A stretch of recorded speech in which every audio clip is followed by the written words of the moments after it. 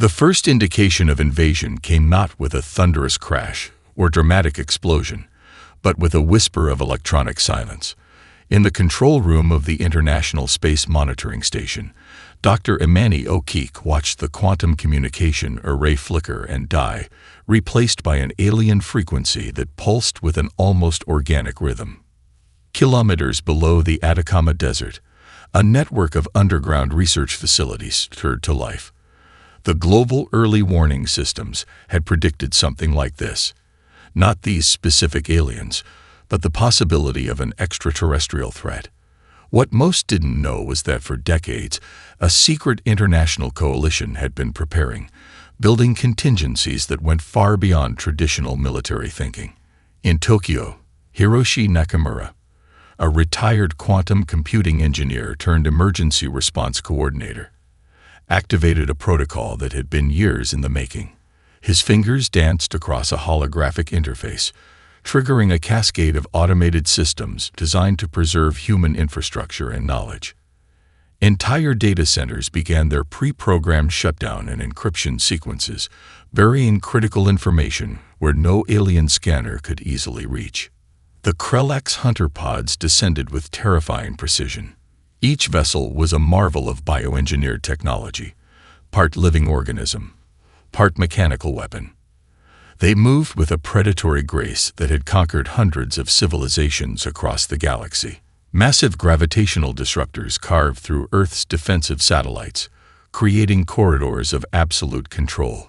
Lieutenant Maya Rodriguez watched from a reinforced command center beneath the Andes. Her team wasn't a traditional military unit. It was a carefully curated group of problem solvers. A Brazilian neural network specialist sat next to a Canadian wilderness survival expert. An Indian theoretical physicist conversed with a Kenyan communications hacker. Traditional hierarchies had been discarded.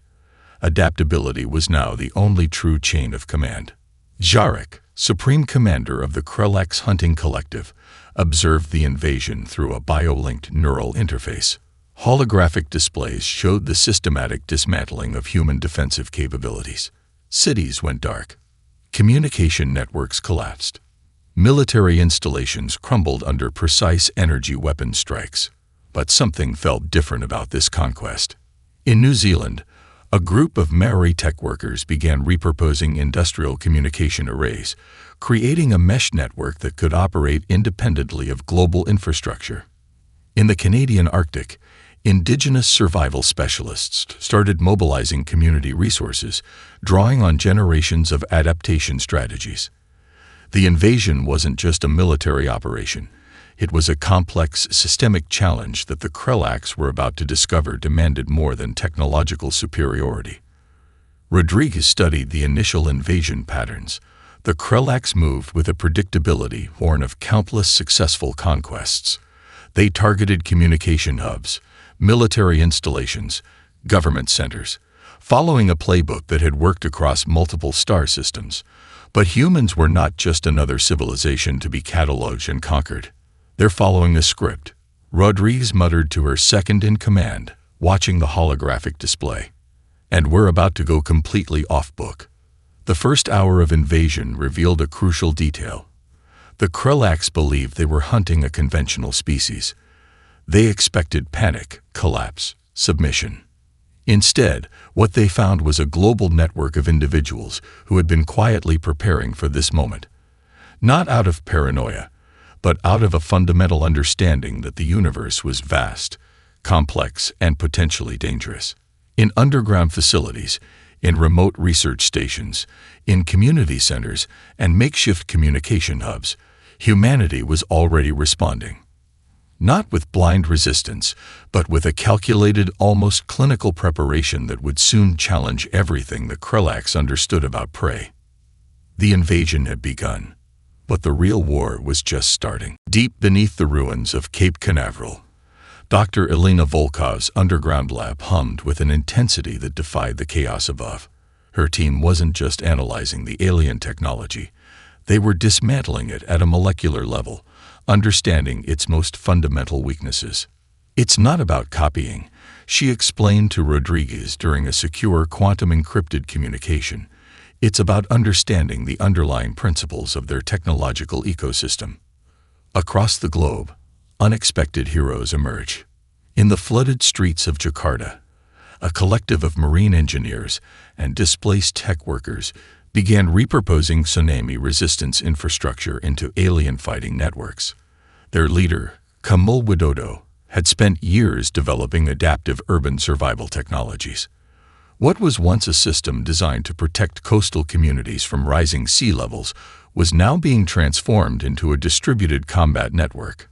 The Krelax had a critical weakness they didn't understand. Human cultural diversity was their ultimate camouflage and strength. While the alien hunters expected a unified hierarchical response, they encountered something far more complex, a global organism of innovation that didn't follow any predictable pattern. In the Navajo Nation, traditional knowledge merged with cutting-edge technology. Elders who had survived centuries of systematic oppression now applied generational survival strategies to this new invasion. Young technologists worked alongside community leaders, creating communication systems that could operate using methods entirely foreign to the Krelax scanning technologies. Alex Chen's hacker collective had become something more than a digital resistance. Operating from a network of retrofitted shipping containers that could relocate within hours, they were turning the aliens' own communication technologies into a weapon. Each intercepted signal was not just analyzed. It was weaponized, transformed into misinformation that would slowly erode the Krelax tactical understanding. "We're not just defending," Chen told his core team. "We're rewriting the entire concept of technological warfare." The first major breakthrough came from an unexpected source. Dr. Aisha Okonkwo, a Nigerian biochemist specializing in adaptive ecosystems, discovered something remarkable about the captured Krelax biomechanical interfaces. The alien technology, for all its sophistication, was fundamentally based on a closed system. It couldn't easily adapt to unexpected inputs. Her team began developing what they called chaos algorithms, digital and biological response mechanisms designed to introduce maximum unpredictability. What the Krelax saw as a linear problem-solving approach, humans transformed into a multidimensional puzzle that changed its own parameters constantly. In the Canadian Shield, a group of indigenous environmental engineers and quantum physicists developed a breakthrough. By understanding the gravitational disruption technologies used by the Krelax, they created localized field generators that could not just defend against, but actively manipulate alien weapon systems. "They think in straight lines," said Dr. Michael Two Rivers, examining a holographic representation of their latest prototype. "We think in circles, in spirals, in networks that have no clear beginning or end." The global response was not a military mobilization in the traditional sense. It was an organic, decentralized network of problem solvers who saw the alien invasion as the ultimate challenge. Universities became research fortresses. Community centers transformed into technological adaptation hubs. Every profession, from agricultural specialists to urban planners, from musicians to mathematicians, contributed to a collective response. Rodriguez received continuous updates from these various nodes of resistance. Each report was more surprising than the last. A group of Brazilian street artists had developed camouflage technologies using adaptive paint that could change its electromagnetic signature. A collective of Singaporean urban planners was redesigning city infrastructures to become living, breathing defensive systems. The Krelax scanning technologies, designed to identify and neutralize threats, began to fail. How do you categorize a threat when the entire species refuses to be categorized?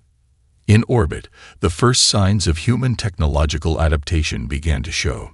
Satellites, some decades old, others freshly launched, began to move in patterns that defied the aliens' predictive algorithms. What appeared to be random movement was actually a carefully orchestrated dance, gathering intelligence, creating blind spots in the Krelax observation networks. Jarek would soon learn that humanity's greatest weapon was not its technology, but its capacity to transform, instantly, unpredictably, without warning. The adaptation had begun. The war moved beyond physical battlefields and technological confrontations. It became a battle of narrative, of perception, of collective human imagination. Dr. Sofia Alvarez, head of the Global Psychological Warfare Research Unit, understood something fundamental about human communication that the Krelax could never comprehend. Language wasn't just a method of information transfer. It was a living, mutating organism of cultural resilience. Her team was composed of an impossible mix: linguists, meme creators, neuroscientists, cultural anthropologists, and psychological warfare specialists. They didn't just analyze the Krelax communication systems, they began to deconstruct their entire psychological framework. The first breakthrough came from an unexpected source. A group of performance artists in Berlin began creating elaborate viral performances that deliberately mimicked and then subverted Krelax communication protocols. Each performance was live-streamed globally, turning psychological resistance into a form of art.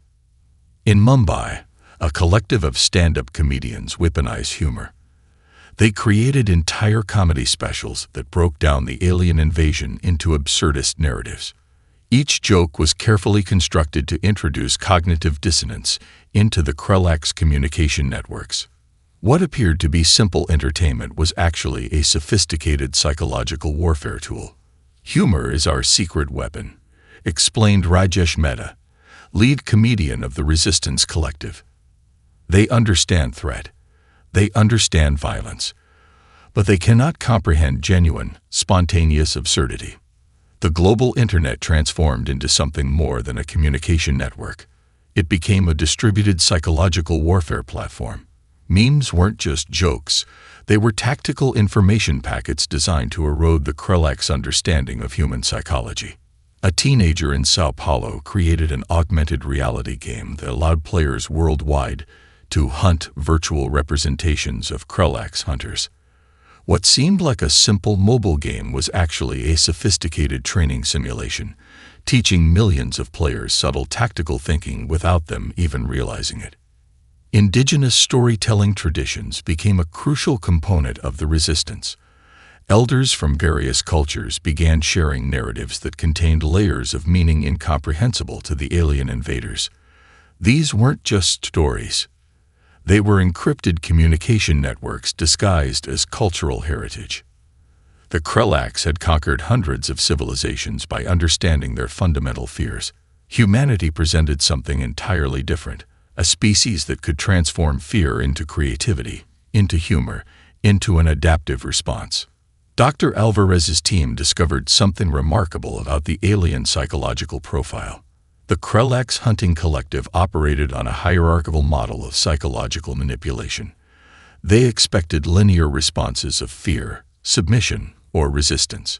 Humanity presented a multidimensional response that defied their most sophisticated predictive algorithms. In the mountains of Tibet, Buddhist monks collaborated with quantum physicists to develop meditation techniques that could actually alter brainwave patterns in ways undetectable by alien scanning technologies.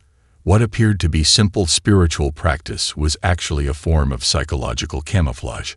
A network of global podcasters began producing content that seemed like standard entertainment but contained carefully encoded resistance strategies. Music producers created tracks that, when analyzed through Krelax communication filters, introduced subtle cognitive disruptions. Rodriguez watched these developments with a mixture of amazement and strategic calculation. The resistance wasn't just fighting.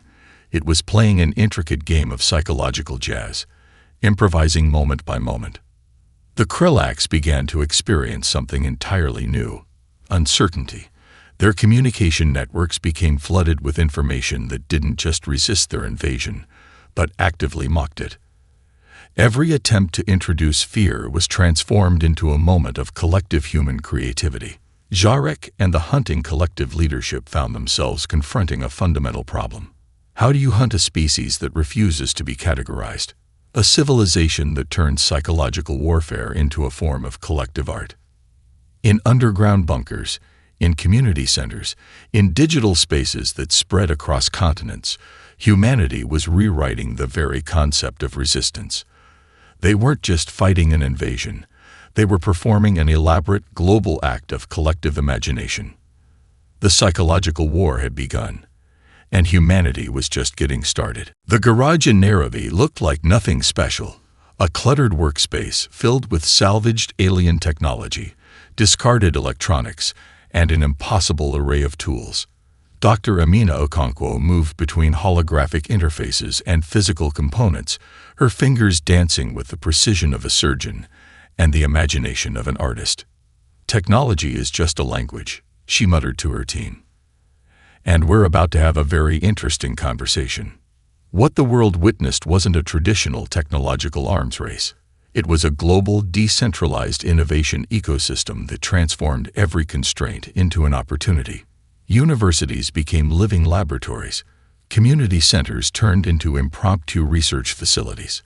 The line between professional scientist and citizen researcher blurred completely. In the Australian outback, a collective of Aboriginal engineers and quantum physicists developed breakthrough adaptive camouflage technologies. Drawing from millennia of survival knowledge and cutting-edge quantum computing, they created materials that could dynamically respond to multiple spectrums of detection, not just visual, but electromagnetic, thermal, and even quantum-level scanning. The Krelax had a critical weakness. Their technology was designed for conquest, not adaptation. Each piece of their technological ecosystem was a closed system, optimized for specific conquest protocols. Humanity approached technology differently, as a living, breathing, constantly evolving organism. Dr. Hiroshi Tanaka's team in Hokkaido discovered something remarkable about the alien biomechanical interfaces. By introducing controlled chaos into their communication protocols, they could create temporary windows of technological vulnerability. What appeared to be random noise was actually a sophisticated form of technological judo, using the aliens' own technological momentum against them.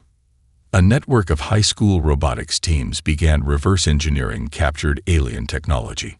What started as after-school projects transformed into a distributed research network that shared discoveries in real time. A teenager in Mexico City might develop a breakthrough that would be integrated into a defense system in minutes, thousands of kilometers away. The technological response wasn't centralized. It was a global, organic network of innovation that moved faster than any traditional research institution could comprehend. Rodriguez received updates from these various research nodes. Each report was more surprising than the last.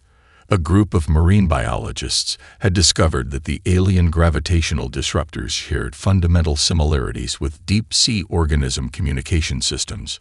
What seemed like advanced technology was, in some ways, just another form of biological communication. In the mountains of Peru, indigenous engineering collectives merged traditional knowledge with quantum computing. They developed communication systems based on complex ecological networks. Technologies that could communicate and adapt in ways that were fundamentally incomprehensible to the linear-thinking Krelax. Dr. Elena Volkov's underground research facility beneath the Andes became a nexus of impossible innovations. Her team wasn't just studying alien technology, they were reimagining the entire concept of technological interaction. Quantum entanglement communication systems were developed that could transmit information in ways that defied the Krelax understanding of communication. "We're not trying to beat their technology," Volkov explained during a secure communication with Rodriguez. "We're creating an entirely new technological paradigm." The first truly revolutionary weapon wasn't a device, but a distributed computing platform. Developed by a collective of mathematicians, computer scientists, and game designers, it created a living, breathing technological ecosystem that could adapt, learn, and respond in milliseconds. Jarek's tactical systems began to experience something unprecedented: technological unpredictability.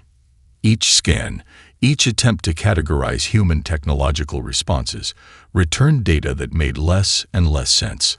It was as if the humans were deliberately creating technological noise, a constant state of innovative chaos.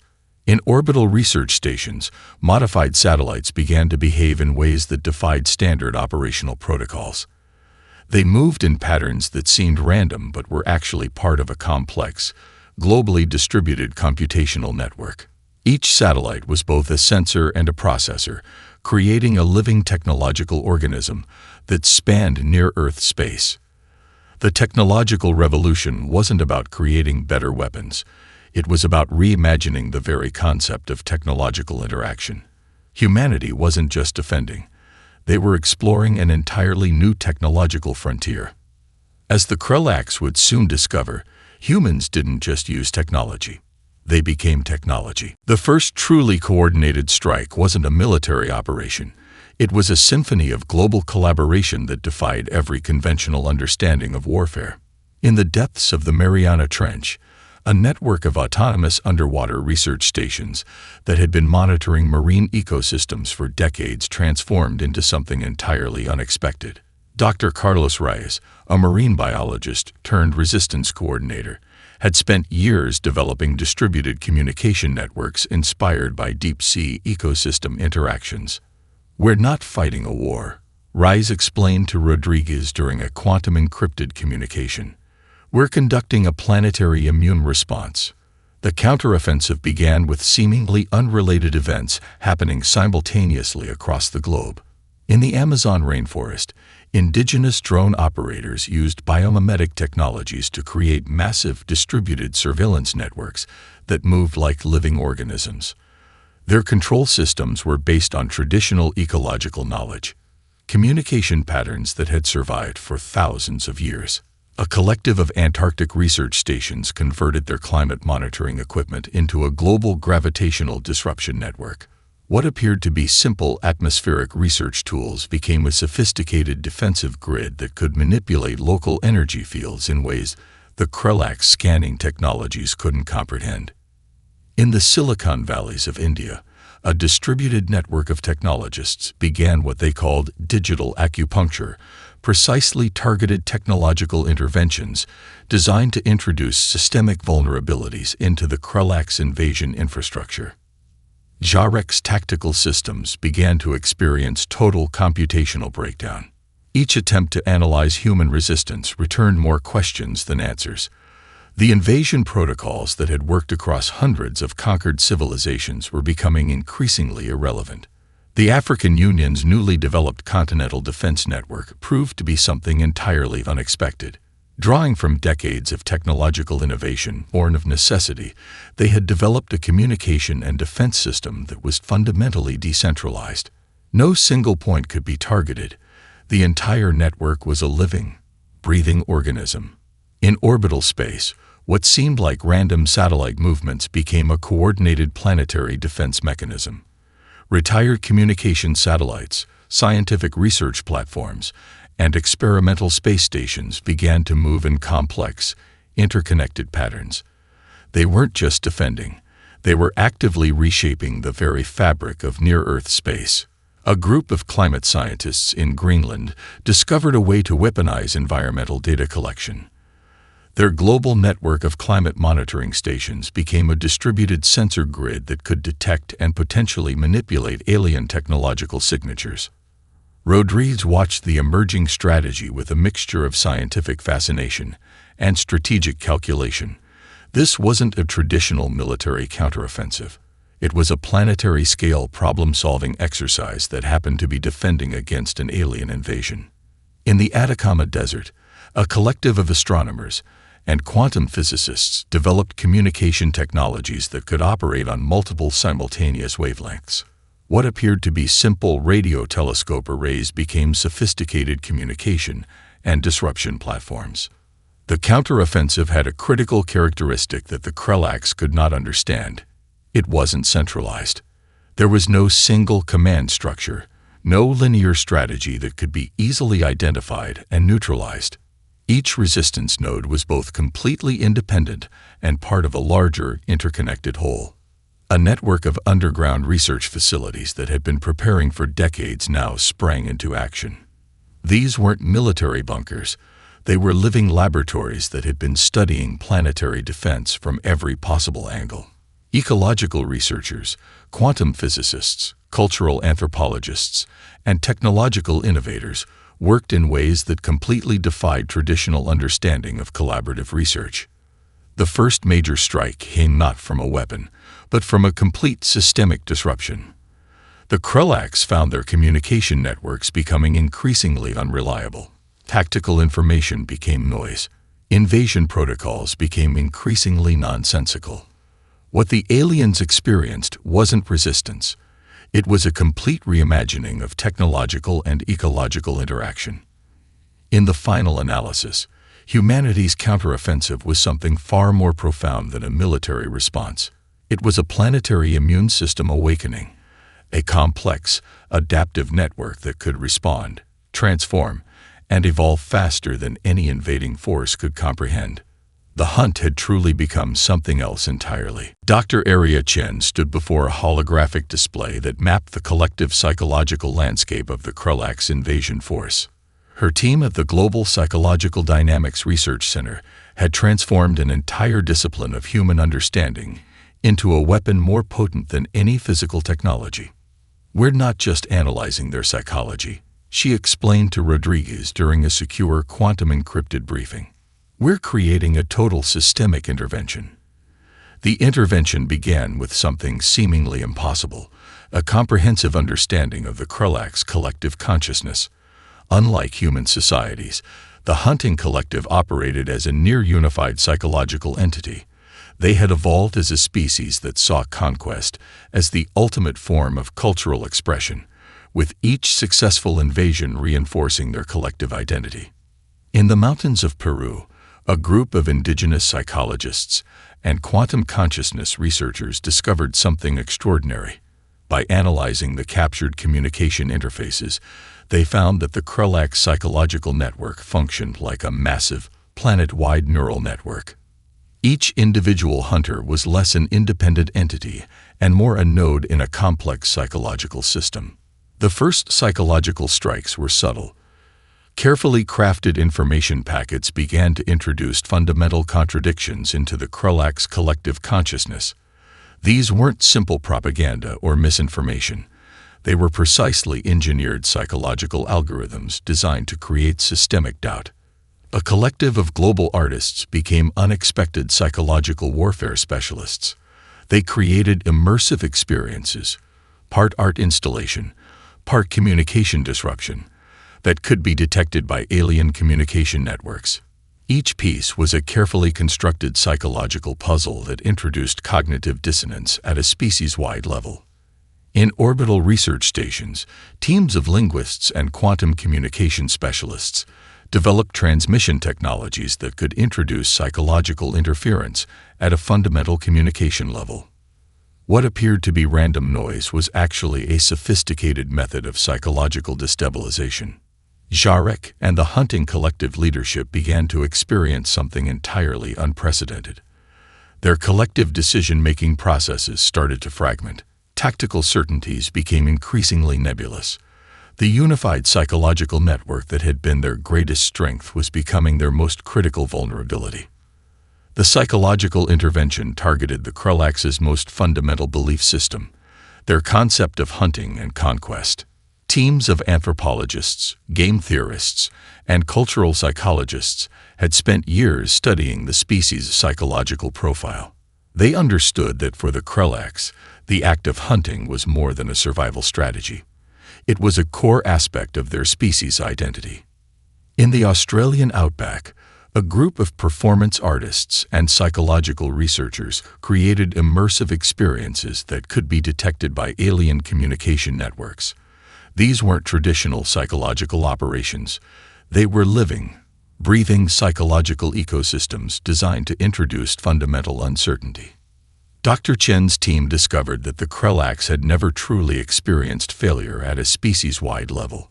Every previous invasion had reinforced their collective narrative of superiority. Humanity was introducing something entirely new, a form of resistance that attacked their fundamental psychological architecture. The psychological breaking point wasn't about fear or traditional forms of psychological warfare. It was about introducing a fundamental crisis of identity. Each carefully crafted psychological intervention challenged the Krelax's understanding of themselves as hunters, as conquerors, as a unified collective. In the deep research facilities beneath the ends, teams worked on what they called identity disruption technologies. These were communication strategies designed to introduce profound philosophical and existential questions into the Krelax collective consciousness. Rodriguez watched the emerging strategy with a mixture of scientific fascination and strategic calculation. This was warfare conducted at a level far beyond physical conflict, a battle fought in the most complex terrain imaginable, consciousness itself. The Krelax began to experience something they had never encountered in their species' history: genuine, species-wide uncertainty. Their unified psychological network started to develop microfractures, tiny points of doubt that spread like a quantum infection. What humanity was conducting wasn't an invasion defense. It was a comprehensive psychological ecosystem intervention that challenged the most fundamental aspects of an alien species' collective identity. For the first time in their history, the hunting collective experienced something that went beyond fear, beyond resistance. They encountered genuine existential uncertainty. The psychological war had moved beyond any conventional understanding of conflict. Humanity was rewriting the very concept of resistance, one quantum of consciousness at a time. The battle for Earth transformed into something far beyond a traditional conflict. It became a complex, multi-dimensional engagement that challenged every fundamental understanding of warfare. Commander Maya Rodriguez stood on the bridge of the Horizon 9, a vessel that defied conventional spacecraft design. Constructed from a hybrid of salvaged alien technology, quantum computational systems, and human ingenuity, the ship was less a weapon and more a living, adaptive organism. "We're not fighting a war," she communicated to the distributed resistance network. "We're conducting a planetary immune response." The confrontation unfolded across multiple simultaneous theaters. In near-Earth orbit, what appeared to be a chaotic dance of satellites and spacecraft was actually a precisely choreographed engagement. Each vessel moved with an intelligence that seemed to transcend individual human control, a living network of technological and biological adaptation. Dr. Elena Volkov's quantum communication team had developed something unprecedented. The ships weren't just connected. They were a singular, distributed consciousness. Each vessel was both an individual unit and part of a larger, living computational ecosystem. The Krelax fleet found itself confronting an entirely new form of technological warfare. Their invasion protocols, developed across hundreds of conquered civilizations, became increasingly irrelevant. The human response wasn't linear.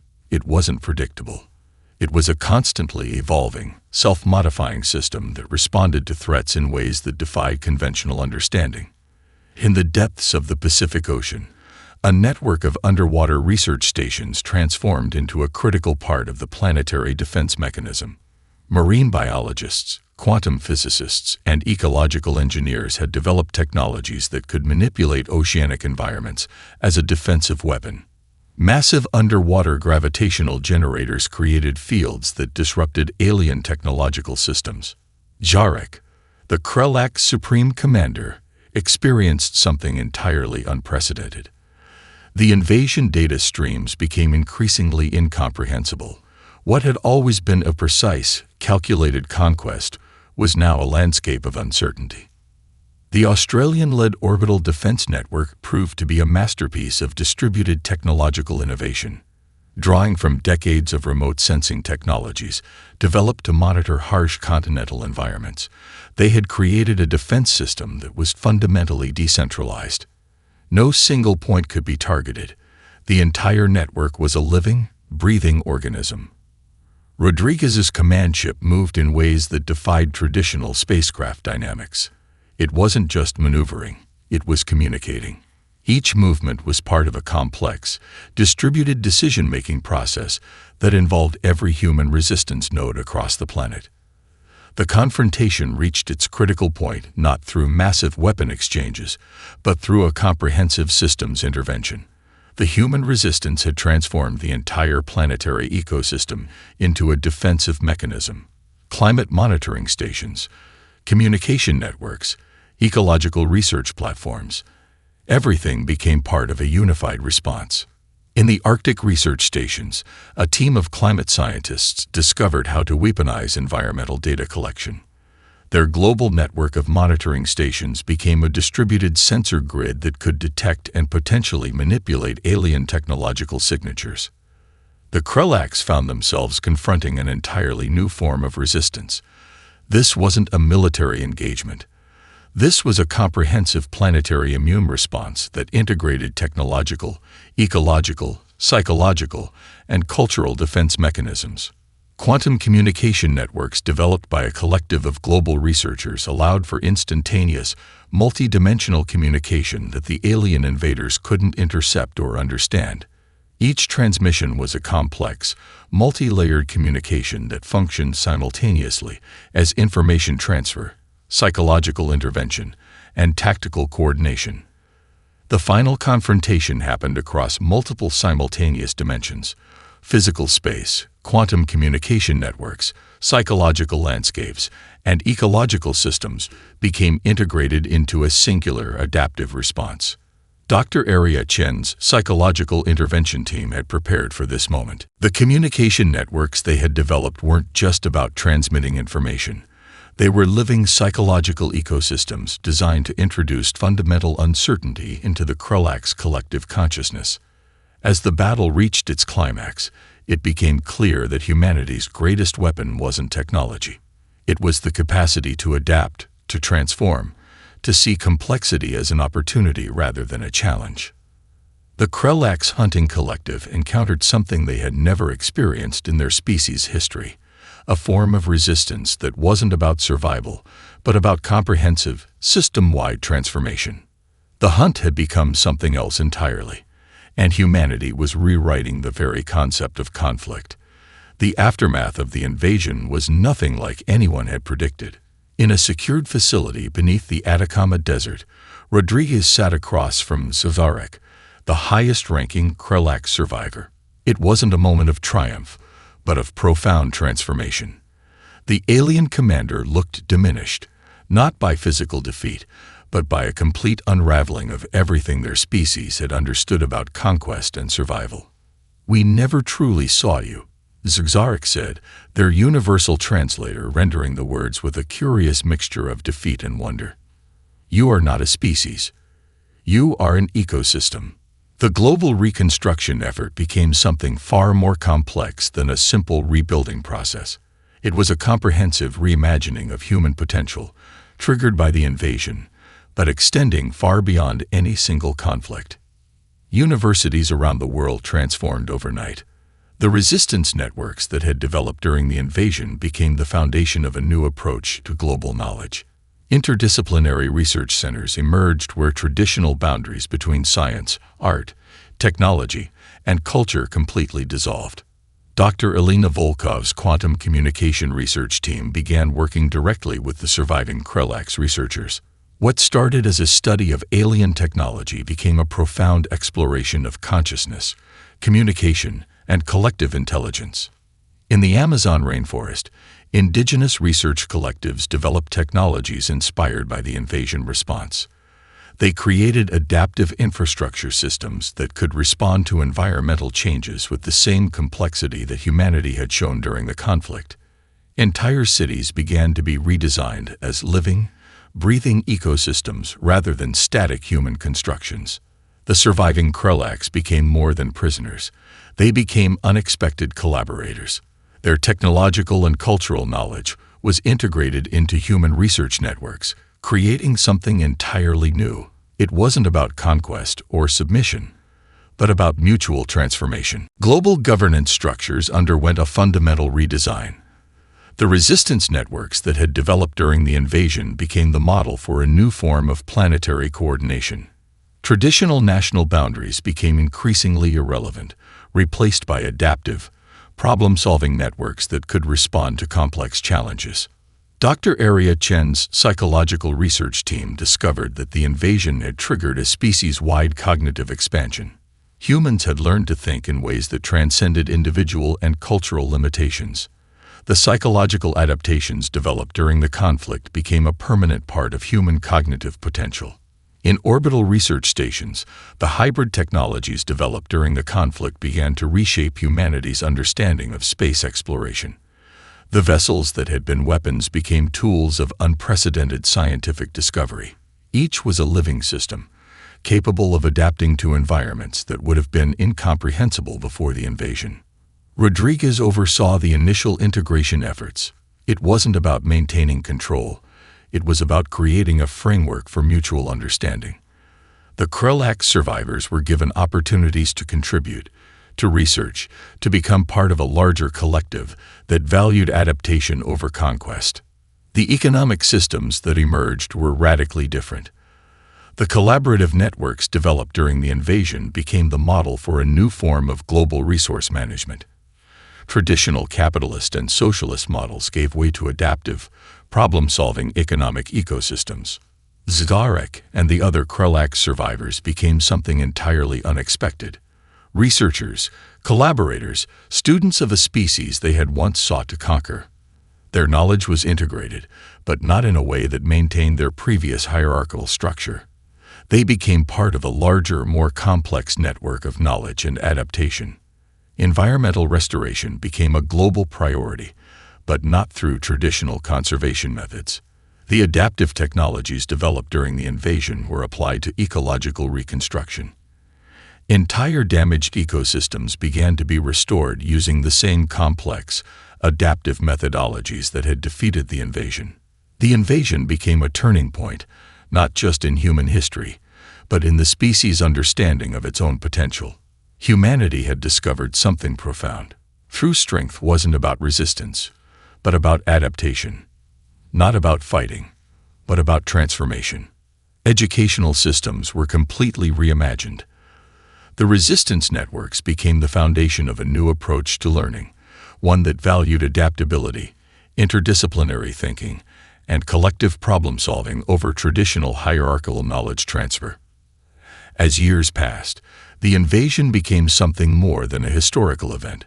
It was a collective memory of a moment when humanity had discovered its true potential. Not as conquerors, not as defenders, but as a complex, adaptive ecosystem capable of transforming challenges into opportunities. Rodriguez looked out over a world that was fundamentally different. The scars of invasion were still visible, but they were now marks of transformation rather than wounds. The Krelaks had come to hunt. Instead, they had helped humanity discover itself. Themes: adaptive resilience, technological innovation, psychological complexity, collective problem-solving, transformative potential.